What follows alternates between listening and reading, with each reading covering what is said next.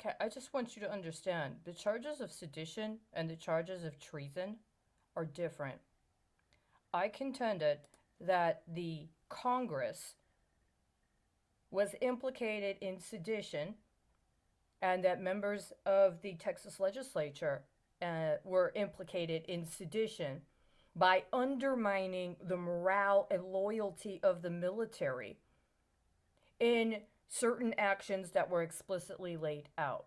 And by the letter of the law regarding sedition, that also includes a, creating false information in connection with the issuance of war bonds or bonds connected to war.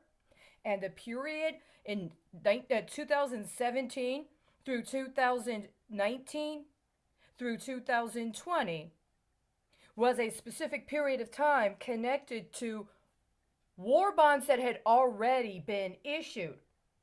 And yet, what was occurring was specific to acts of sedition in connection with misrepresentation in association with war bonds, also involving efforts to incite people within or to impact the loyalty and morale of the armed forces based upon activities going on domestically, and that Congress was specifically implicated because of misinformation it was allowing to be promulgated, and because it was engaging in actions that were creating a situation for inciting people. Now, however, we're in a situation where, based upon the actions that the Supreme Court of the United States has engaged, they are actually implicated in both sedition and in treason. Now, the charges of sedition and treason are separate. And based upon what the Senate did at the beginning of 2020, and especially in consideration with what's promulgated since then, the Senate, the House of Representatives, members of the House of Representatives and the Senate were accused of sedition. The entire Senate has been accused of treason. I hold it still stands.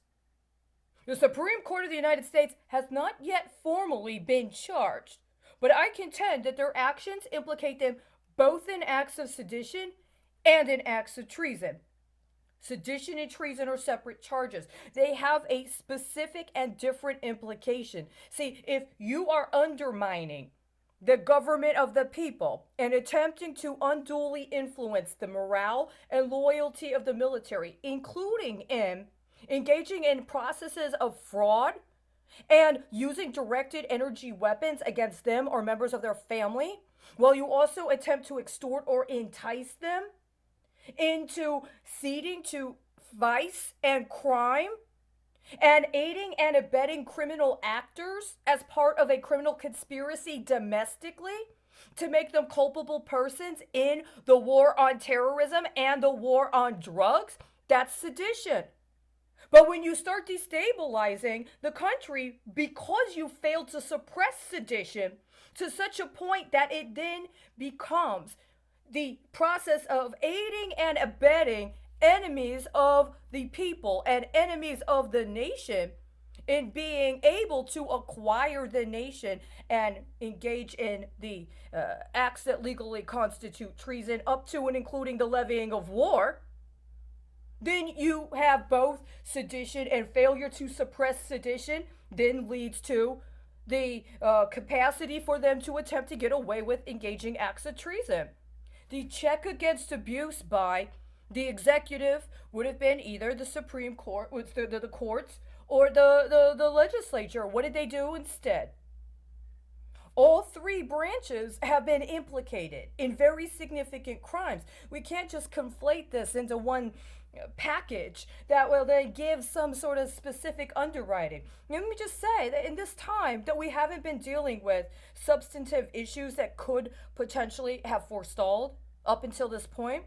There were allegedly congressional hearings on the technology sector twice, both times during which I watched as members of Congress set up their own personal cryptos that they used in their election campaigns which gets to the accusations of election fraud. But even when we talk about election interference and then allegations of election fraud, we never actually exposed or got to the actual charges, including abuse of the judicial system and filing frivolous litigation against political opposition, at mail fraud that's actually a political hedging strategy that is used later on, as we are coming up onto in a very big way, that is going to start materializing if we don't forestall what has already been revealed, as well as pension fraud and or other efforts connected to sedition associated with abuse of the surveillance system and the expropriation of people's identities so that it can be used for acts of money laundering that are aiding and abetting organized crime.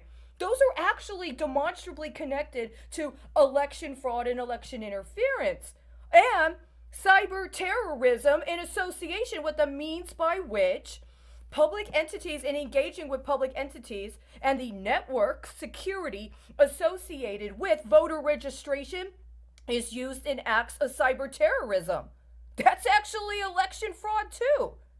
When you rig the voter database in association with attempting to apply coercion to dissuade or disengage or otherwise cut off potential political opposition, while you also engage in frivolous litigation that bonds them to be made available for your expropriation during your term of service, why is that not considered election interference or election fraud? Especially if it 2 years, 4 years, 10 years, 12 years down the road persist and can be demonstrably proven. That's an example. So we had the hearings on technology without even getting to that part. And yet people made up cryptos that actually end up getting back encoded into legislation available on the official public electronic records of this country. That should be enough. What other congressional hearings did we have that didn't actually get to or expose what were the problems of the people, but fit a very demonstrable pattern of abuse, even of legislative process, especially if you go back in the history of the country? Those public records have been removed. We do not have access to those public records. There's nothing constitutional about selling off the public record. You're not allowed to do that. As a matter of fact, denying people access to their public records was actually one of the justifications in the Declaration of Independence for what ended up providing the material conditions for the Revolutionary War. Don't take this lightly, especially if you start saying things like you're going to allow for Congress to approve online electronic documents, databases, as the official public records of the people of the United States, and then you willingly and knowingly engage in processes of sabotaging the public records during strategically coordinated timeframes in order to aid and abet somebody's political election hedging strategy. That's just to start. All of that proven, evidence acquired, refused for any sort of forestalling, much less prosecution. And just because somebody puts their name on an executive order claiming all accusations of cybersecurity or violations of cybersecurity as his own personal income, you're not allowed to do that. You're not allowed to do that. It's not constitutional, doesn't hold any merit. And if you agreed to sign on or co-conspire with a completely unconstitutional loyalty oath, the question becomes, who did you swear loyalty to? Because it wasn't to uphold the Constitution. And it wasn't a government of the people, by the people.